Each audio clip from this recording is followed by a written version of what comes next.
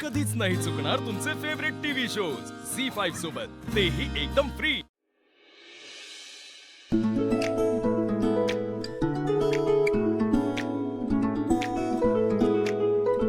बापरे, अहो घ्या ना। हे सगळं करायची काय गरज होती? अहो असं कसं सीताई, आम्ही आल्यानंतर तुम्ही आमचं एवढं स्वागत करताय, मग आम्हाला नको काही एवढी संधी? मी खरं तर फक्त भेटायला आले होते तुम्हाला। मला खरं तर तुमची माफी मागायची होती। अहो काय बोलताय सीताई, माफी काय मागायची? का नाही मागायची माफी? आशू आणि शिवाचं लग्न झालं, कुठल्या परिस्थितीत झालं आपल्या सगळ्यांनाच माहिती आहे, पण त्यावेळेला शिवा लग्न करून घरात आली, पण आजपर्यंत तिला मी सुनेचा दर्जा कधीही दिला नाही।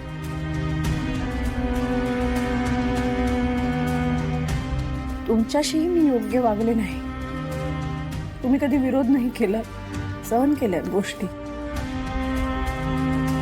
माझं चुकलं, या गोष्टींची जाणीव आहे मला। जाऊ द्यावं सीताई, झालं गेलं, समद गंगेला मिळालं। काय ना आजी, जे आधी घडलं ते मी काही परत नीट करू शकत नाही, पण किमान त्यासाठी माफी तर मागू शकते ना। मला माफ करा सीताई। थांब ग, थांब। तू आता माझी सून आहेस, या सगळ्यांची मुलगी नंतर। हं, सीताई खरंच याची काही गरज नाही हो, आणि आम्हाला माहिती होतं सगळं नीट होणार आहे। सीताई, माझी पोरगी कळणं लय कठीण आहे, पण एकदा का कळली ना की समोरच्याच्या मनात घर करते। खरंय, अहो माझा संसार वाचवला तिने,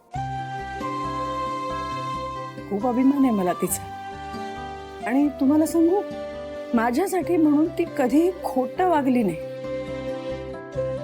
माझ्या अपेक्षांच्या ओझ्यामुळे तिने स्वतःत बदल करायचाही प्रयत्न केला, अगदी प्रामाणिकपणे, पण माझ्याकडून तिचं कौतुक करायचं राहून गेलं।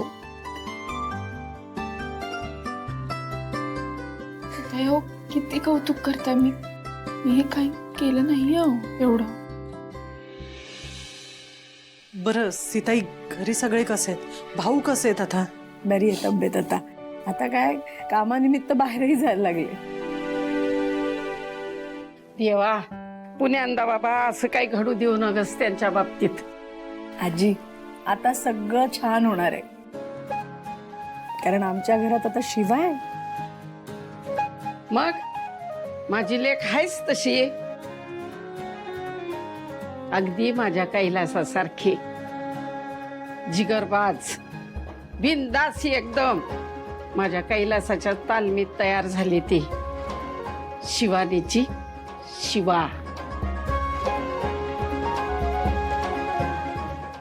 झी5 ॲप डाउनलोड करा आणि पहा सर्व एपिसोड्स एकदम फ्री।